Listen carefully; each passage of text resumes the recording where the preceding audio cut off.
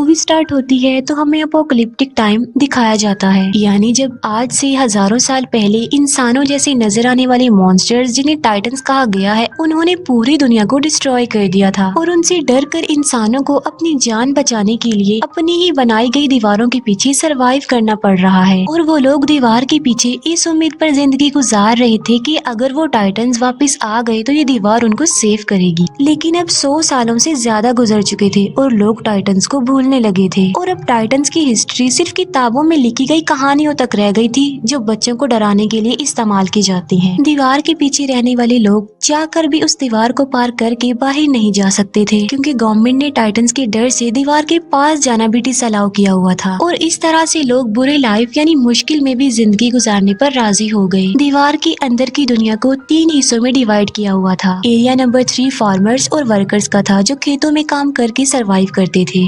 Area number 2 industrial था, जहाँ पर फैक्ट्रीज लगाई गई थी। और एरिया 1 प्राइमरी था, जहाँ पर अमीर लोग पूरे सिटी को कंट्रोल कर रहे थे और किसी को भी एक एरिया छोड़कर दूसरे एरिया में जाने की इजाजत नहीं थी। एरिया नंबर 3 में रहने वाला एक लड़का जिसका नाम एरिन था, वो काफी टैलेंटेड था और वो टाइटन से डर कर 4 दीवारी में प्रिजनर्स की तरह जिंदगी नहीं गुजार सकता था, क्योंकि उसमें हमेशा कुछ बड़ा करने की लगन होती है और उसकी डिजायर थी कि वो बाहर की दुनिया को एक्सप्लोर करे। और अपनी इस ख्वाहिश को वो अपने फ्रेंड्स के साथ भी शेयर करता है, क्योंकि वो टाइटन्स पर बिलीव नहीं करता था। वो यही सोचता था कि टाइटन एग्जिस्ट नहीं करते और उसे लगता था कि लोग टाइटन से डरते हैं, इसीलिए यहाँ पर छुपे हुए हैं। इसके साथ साथ एरिन का जो मेल फ्रेंड होता है वो भी काफी टैलेंटेड होता है और किसी भी आम इंसान को कोई एक्सपेरिमेंट्स करने की इजाजत नहीं थी, क्योंकि गवर्नमेंट का मानना ये था कि अगर इंसान अपनी सक्सेस के लिए कुछ करेगा तो वो गलत करेगा। वहीं पर एक लड़की जिसका नाम मिकासा होता है, एरिन और वो दोनों एक दूसरे को काफी लाइक करते थे और वो एरिन के साथ एक हैप्पी लाइफ गुजारना चाहती थी। एरिन का फ्रेंड उससे मिलने जाता है और तभी वो एक अननोन पर्सन से टकरा जाता है, लेकिन वो उस पर ज्यादा ध्यान नहीं देता और उसे इग्नोर करता है। एरिन खुद को उस जगह पर पाकर काफी लकी फील करता था, क्योंकि वो दूसरी साइड वाले लोगों की दुनिया को देख सकता था। वो जगह एरिन की इसलिए भी फेवरेट थी क्योंकि वहाँ पर बॉम्ब मशीन पड़ी हुई थी और डर की वजह से कोई भी वहाँ पर नहीं आता था। और एरिन इस बार इरादा कर लेता है कि वो दूसरी साइड वाली जगह पर जाएगा, चाहे कुछ भी हो जाए। और वो अपने फ्रेंड्स को भी इस बात पर एग्री कर लेता है। उस दीवार के पास आर्मी का पहरा था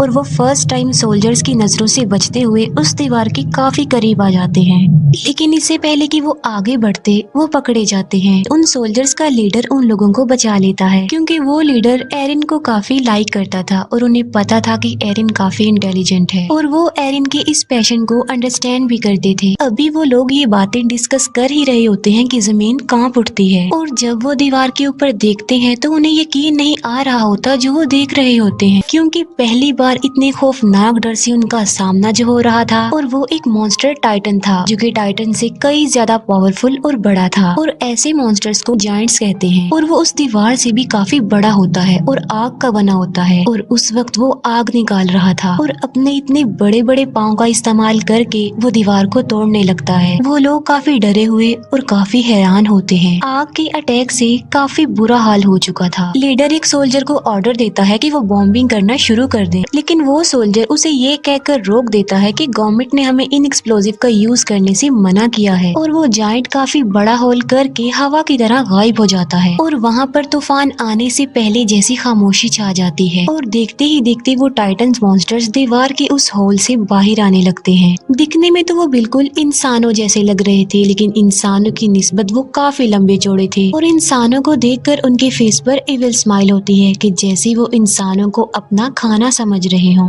वो लीडर टाइटन्स पर बॉम्बिंग करने में कामयाब हो जाते हैं, लेकिन उन्हें ये नहीं पता था कि ये टाइटन्स इटर्नल हैं, यानी ये एक ऐसे मॉन्स्टर्स हैं जिन्हें कभी नहीं मारा जा सकता। और टाइटन्स की बॉडी की जख्मी पार्ट्स खुद ब खुद रिस्टोर होने लगते हैं। अब क्योंकि टाइटन्स तादाद में काफी ज्यादा थे तो वो लोगों को चारों तरफ से घेर लेते हैं और इंसान उसके आगे काफी छोटा दिख रहा था। और वो इंसानों को ऐसे समझ रहे थे कि जैसे इंसान पाँव में आने वाले कीड़े मकोड़े चूंटियां हैं जिन्हें मसल दिया जाए, खेलने वाले खिलौने हैं और यही नहीं बल्कि इंसान उनके लिए किसी बारबेक्यू से कम नहीं थे, क्योंकि वो उन्हें ऐसे ही पकड़ पकड़ कर खा रहे थे। सोल्जर्स इतने ज्यादा डर जाते हैं कि वो टाइटन्स का खाना बनने से ज्यादा सुसाइड को प्रेफर करते हैं और अपने आप को मार डालते हैं। टाइटन्स ने पूरे सिटी में तबाही मचा दी थी। लोग या तो टाइटन्स का शिकार होकर या लोगों की अफरा तफरी में कुचलकर मरने लगते हैं और उन लोगों को अपनी जान बचाने के लिए सिर्फ एक ही जगह मिलती है, जो कि सिटी का बहुत बड़ा हॉल था। लोग सिर्फ खुद को सेव करने के लिए दूसरों की जान की परवाह किए बगैर जबरदस्ती अंदर घुसने लगते हैं और एरिन और मिकासा भी खुद को सेव करने के लिए ऐसा ही करते हैं। मिकासा एक छोटे बच्चे को उसकी माँ के साथ देखती है तो उसे उन लोगों पर तरस आता है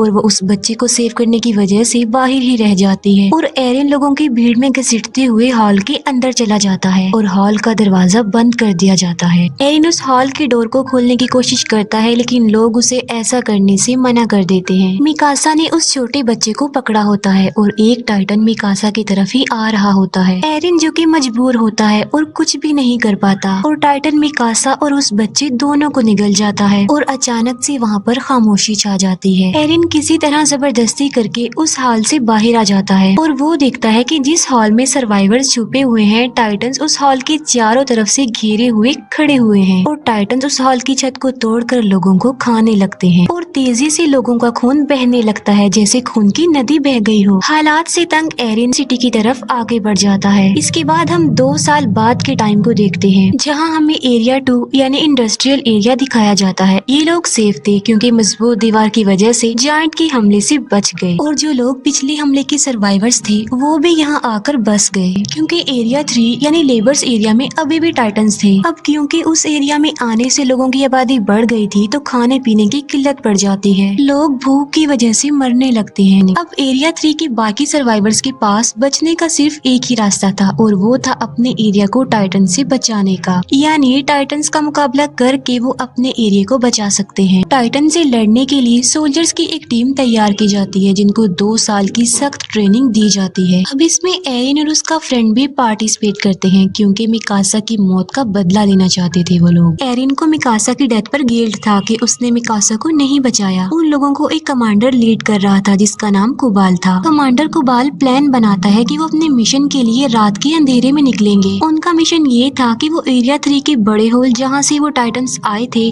उसे ब्लास्ट की मदद से बंद करने का। प्लान के अकॉर्डिंग वो हॉल के ऊपर वाले पार्ट पर ब्लास्ट करेंगे, जिससे होगा ये कि वो टूटा हुआ मलबा नीचे गिरेगा और उससे वो हॉल बंद हो जाएगा। और क्योंकि वो दीवार काफी मजबूत है तो ब्लास्ट के बावजूद भी टाइटन्स वहाँ से नहीं आ पाएंगे और अगर वो इस मिशन में सक्सेसफुल हो गए तो वो उन टाइटन्स को मार सकते हैं। और उन लोगों की आखिरी उम्मीद यही एक्सप्लोजिव था, यानी इस मिशन में या तो वो मार डालेंगे या मारे जाएंगे। वेपन्स हेड सब सोल्जर्स को अपने बनाए गए खास न्यू वेपन के बारे में बताती है जिसकी मदद से वो हवा में उड़ सकते हैं, क्योंकि उन्हें पता चल चुका था कि टाइटन्स की नेक पर अटैक करके उन्हें मारा जा सकता है और वो टाइटन्स दोबारा जिंदा भी नहीं होंगे। प्लान के मुताबिक वो रात के अंधेरे में अपने मिशन के लिए निकल जाते हैं, लेकिन अपने टारगेट तक पहुंचने से पहले ही उन्हें रास्ते में कुछ अजीब फील होता है और वो लोग चेक करने के लिए जाते हैं कि आखिर क्या गड़बड़ है। वो समझते हैं कि वो सिर्फ काउस की आवाज है और जब उन्हें रियलाइज होता है कि सब ओके है तो वो चल पड़ते हैं। फिर एक लेडी को किसी छोटे बच्चे के रोने की आवाज सुनाई देती है और वो सोचती है कि बच्चा मुसीबत में है और उसे हेल्प की जरूरत है और वो उसकी हेल्प करने के लिए आगे चेक करने के लिए जाती है। एरिन भी उसके पीछे पीछे जाता है और जब उन्हें बच्चा मिल जाता है तो वो देखते हैं कि ये तो टाइटन का बच्चा है और वो जायंट बच्चा उन्हें पकड़ने की कोशिश करता है और नीचे गिर जाता है और नीचे गिरते ही वो जोरों से रोने लगता है। उसकी आवाज सुनकर सब टाइटन्स जाग जाते हैं और उधर आने लगते हैं और उन लोगों को घेर लेते हैं और अब वो लोग काफी बड़ी मुश्किल में फंस चुके थे क्योंकि उनका सेल्फिश कमांडर कुबाल उन्हें इस मुसीबत में छोड़कर वेपन्स वाली गाड़ियां लेकर वहाँ से भाग चुका था। एरिन के फ्रेंड को टाइटन्स पकड़ लेते हैं लेकिन वो दूसरा सोल्जर आकर उसे बचा लेता है और अब वो लोग पूरी तरह से टाइटन से घिर चुके थे और अचानक से वहाँ पर टैलेंटेड टाइटन्स का शिकारी शिकीशिमा वहाँ पर आता है और उसने तकरीबन 10 से 15 टाइटन्स को मार डाला था और शिकीशिमा के साथ एक और बहादुर सोल्जर थी और वो थी मिकासा। जी हाँ, वो जिंदा थी। दोनों मिलकर बहादुरी से अपने फास्ट वेपन्स का यूज करके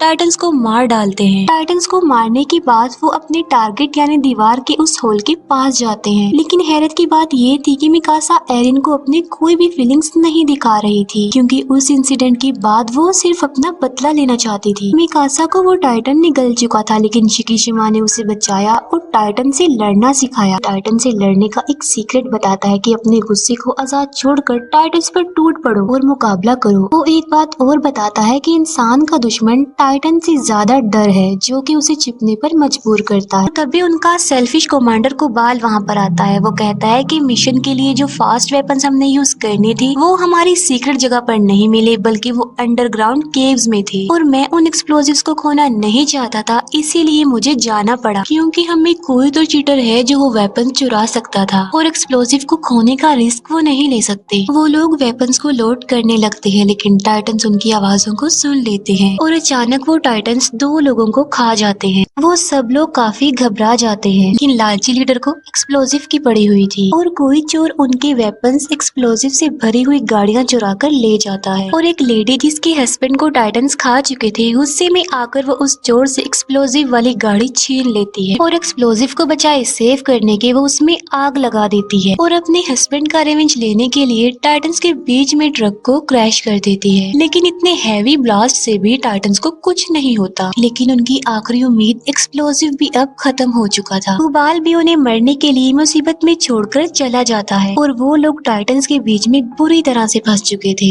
एरिन भी अब हिम्मत हार चुका था, लेकिन फिर उसे शिकीशिमा की गुस्से वाली बात याद आ जाती है और वो अपने गुस्से को आजाद छोड़कर टाइटन से मुकाबले के लिए जाता है और वो उन टाइटन्स का मुकाबला करते हुए कुछ टाइटन्स को मारने में कामयाब भी हो जाता है। और फिर फाइट के दौरान टाइटन से मुकाबला करते हुए उसका एक पाँव टूट जाता है और एक टाइटन एरिन के फ्रेंड को पकड़ लेता है। सब लोग एरिन के फ्रेंड को बचाने के लिए लड़ते हैं ताकि वो टाइटन उसे निगल ना जाए। एरिन अब पूरी तरह से हिम्मत हार चुका था और वो डिसअपॉइंट हो चुका था कि वो किसी भी तरह लोगों की हेल्प नहीं कर पा रहा है, लेकिन वो फिर भी हार ना मानते हुए हिम्मत करके उठता है और बिल्कुल ठीक वक्त पर वो अपने फ्रेंड को उस टाइटन का खाना बनने से बचा लेता है। लेकिन उसे सेव करते करते वो अपना एक हाथ भी खो बैठता है और आखिरकार एक टाइटन उसे निगल लेता है और एरिन देखता है कि वो इस खतरनाक टाइटन के पेट में आ चुका है और आहिस्ता आहिस्ता डाइजेस्ट हो रहा है। ये देखकर मिकासा कंट्रोल से बाहर होकर उस टाइटन पर अटैक कर देती है, लेकिन किस्मत उनका साथ नहीं दे रही थी और मिकासा क्रैश हो जाती है क्योंकि उसका गियर खराब हो चुका था। और अब मिकासा को अपनी मौत अपने सामने नजर आ रही थी क्योंकि वही टाइटन उसकी तरफ भी आ रहा था।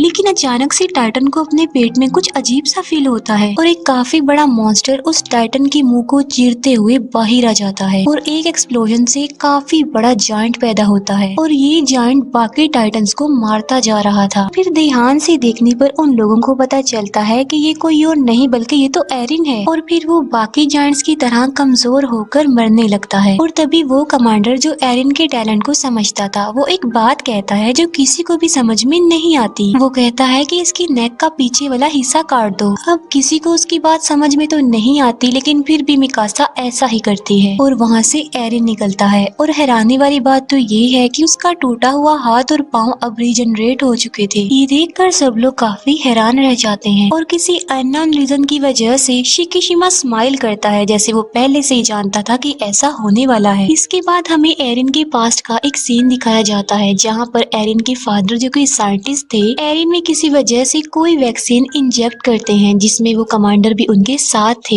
एरिन की मदर उन लोगों को ऐसा करने से मना करती है, जिसके जवाब में वो कहते हैं कि इस वैक्सीन की वजह से एरिन बड़े होकर लोगों की जिंदगी बचाने में एक बड़ा रोल अदा करेगा। इतनी ही देर में कुछ गवर्नमेंट ऑफिसर्स उनके दरवाजे पर नॉक करते हैं और एरिन के फादर एरिन और उस कमांडर को एक रूम में छुपा देते हैं। उन गवर्नमेंट ऑफिसर्स में कुबाल भी शामिल था और उन लोगों को पता चलता है कि एरिन के फादर किसी खुफिया एक्सपेरिमेंट्स पर काम कर रहे हैं और आम लोगों को तो किसी इन्वेंशन एक्सपेरिमेंट्स की इजाजत नहीं थी। और पनिशमेंट के तौर पर वो ऑफिसर्स एरिन के पेरेंट्स को अरेस्ट करके ले जाते हैं और साथ ही उनकी एक्सपेरिमेंट्स को भी जला दिया जाता है। और यही वजह थी कि वो कमांडर एरिन को इतना लाइक करते थे उसकी इस खूबी की वजह से। और उन्हें ये भी पता था कि इस वैक्सीन की वजह से एरिन और ज्यादा पावरफुल बन गया ताकि वो लोगों की जिंदगियों को सेव कर सके। एरिन की आंख खुलती है तो वो देखता है कि कुबाल ने उसे कैद किया हुआ है और एरिन को खुद भी इस बात पर यकीन नहीं आ रहा था कि क्या वो वाकई एक जायंट में बदल गया था। लेकिन साथ साथ उसे खुद पर प्राउड भी फील हो रहा था कि आखिर उसमें एक ऐसी खूबी है जो कि टाइटंस के खिलाफ इंसानों की मदद करने में इम्पोर्टेंट रोल अदा कर सकती है। लेकिन एरिन कोबाल के लिए एक खतरा था जिसकी वजह से वो उसे प्रिजनर बना के रखता है, क्योंकि वो सोचता था कि इंसानों को नए एक्सपेरिमेंट्स और इन्वेंशन करने की कोई जरूरत नहीं है, बल्कि इंसानों को डरपोक बनकर डरते हुए ही उस दीवार के पीछे जिंदगी गुजारनी चाहिए। वो कमांडर जब एरिन की फेवर में बोलता है तब कोबाल उसे शूट करके मार डालता है, लेकिन मरने से पहले वो कमांडर एरिन को एक राज की बात बताता है कि कोबाल ही तुम्हारे पेरेंट्स का कातिल है। ये सुनते ही एरिन और उसके साथी कोबाल के अगेंस्ट हो जाते हैं और तभी अचानक से वहाँ पर पावरफुल जायंट जंप करके आ जाता है और वो आते ही सबसे पहले एरिन को पकड़ लेता है। वो लोग उसे रोकने की कोशिश करते हैं लेकिन वो सबको अपने रास्ते से हटा रहा था। वो एरिन के एक फ्रेंड को भी मारने की कोशिश करता है लेकिन मिकासा उसे ऐसा करने से रोक देती है और ऐसा लग रहा था कि शायद वो मिकासा की बातों को अंडरस्टैंड कर रहा था और वो एरिन को अपने साथ लेकर निकल जाता है और इस सारी फाइट पे कोबाल मारा जाता है। अब क्योंकि एरिन भी उनके पास नहीं था तो उन्हें समझ में नहीं आ रही थी कि क्या किया जाए। फिर एरिन के फ्रेंड को याद आता है कि उनके पास अभी भी एक एक्सप्लोजिव है जिसे वो यूज करके अभी भी अपना मिशन पूरा कर सकते हैं और वो सब लोग बॉम्ब को रिकवर करने के लिए एरिया 3 में चले जाते हैं। एरिन की आंख एक काफी बड़े और अजीब से रूम में खुलती है और उस रूम में कुछ चीजों के अलावा शिकिशिमा भी था और यहाँ पर शिकिशिमा बहुत सी बातों को रिवील करता है कि ये टाइटन्स इंसानों के ही बनाए गए हैं जिनको किसी और ने नहीं बल्कि एरिन के फादर ने ही बनाया था और उन्होंने ये टाइटन्स आर्मी वेपन्स के लिए बनाए थे, लेकिन उनका एक्सपेरिमेंट फेल हो जाता है जिसका बैड इम्पैक्ट ये पड़ा कि वायरस तेजी से इंसानों में फैलता गया और इंसान तेजी से टाइटन्स में बदलते गए और उन्होंने दुनिया में तबाही मचा दी।